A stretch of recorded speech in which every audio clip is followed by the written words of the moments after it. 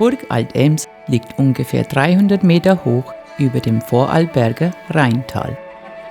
Die Ruinen der 800 Meter langen und bis zu 85 Meter breiten Anlage lassen erahnen, wie eindrucksvoll sie einst gewesen sein muss.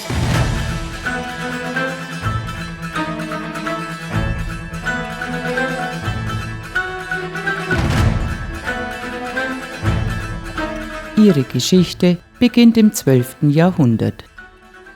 Damals errichteten die Welfen die erste Burg. Von dieser sind heute nur noch die Fundamente der Ostwand erhalten. Alle anderen sichtbaren Ruinen sind aus dem Spätmittelalter. Mit Heinricus de Amedes wird 1160 erstmals ein Burgherr schriftlich erwähnt.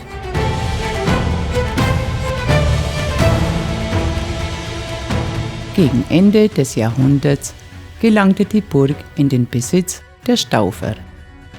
Mehrere prominente Gefangene waren auf der Festung eingekerkert. Unter ihnen Normannenkönig Wilhelm III. Von Sizilien um 1197 und 1206 Bischof Bruno von Köln. 1268 erhoben die Staufer die Emser in den reichsunmittelbaren Ministerialenstand. 1362 traten die Brüder Rudolf, Marquard, Ulrich und Eckolf von Ems in die Dienste der Habsburger. 1407 wütete der Appenzeller Krieg, welchem viele Burgen der Region zum Opfer fielen. Die aufständischen Bauern belagerten auch Alt-Ems. Sie nahmen die Anlage schließlich ein und zerstörten sie.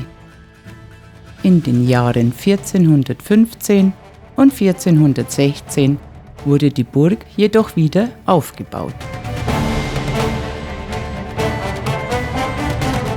1560 erhob Kaiser Ferdinand I.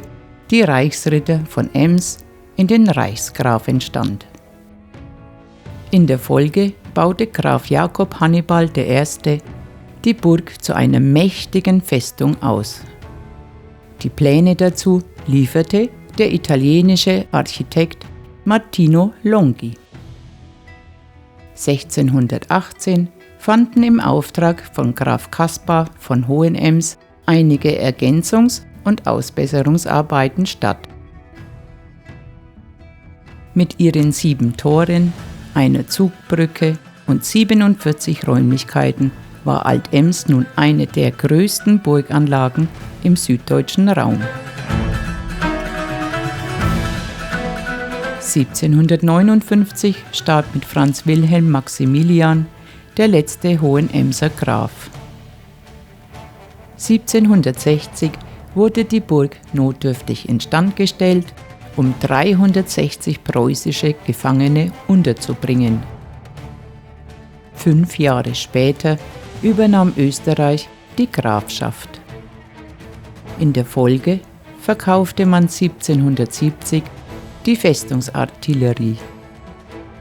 1792 wurde die Anlage letztendlich versteigert und anschließend abgebrochen. Die Ruinen stehen seit 1940 unter Denkmalschutz und werden in unregelmäßigen Abständen restauriert und gesichert.